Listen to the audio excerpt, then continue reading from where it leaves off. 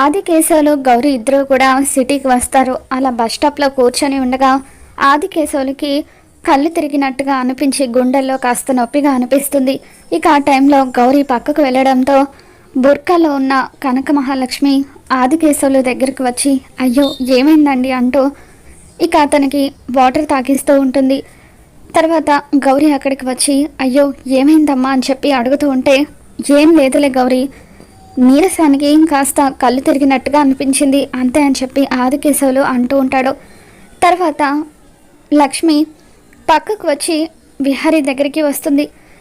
బుర్కాని తీసి విహారీతో మాట్లాడుతూ ఉంటుంది.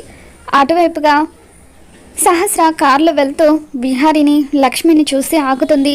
అలా దొంగచాటుగా వాళ్ళ మాటలు వింటూ ఉంటుంది. లక్ష్మి ఎంతో బాధగా అమ్మ నాన్న సిటీకి వస్తే అలా బస్ స్టాప్లో కూర్చొని ఉంటే వాళ్ళని ఇంటికి కూడా రమ్మనలేని పరిస్థితి నాది అని చెప్పి బాధపడుతూ ఉంటుంది. బస్ స్టాప్లో ఆది కేశవులు గౌరీ ఇద్దరు కూడా కూర్చొని ఉండడంతో సహస్ర అటువైపుగా చూస్తుంది.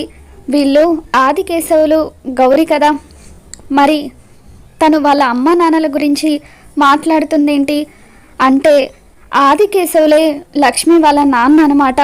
ఇన్ని రోజులు నిజం తెలియకుండా బాగానే దాగుడు మూతలు ఆడారు అని చెప్పి సహస్ర కావాలనే ఆది కేశవుల్ని గౌరీని ఇంటికి తీసుకొని వస్తుంది.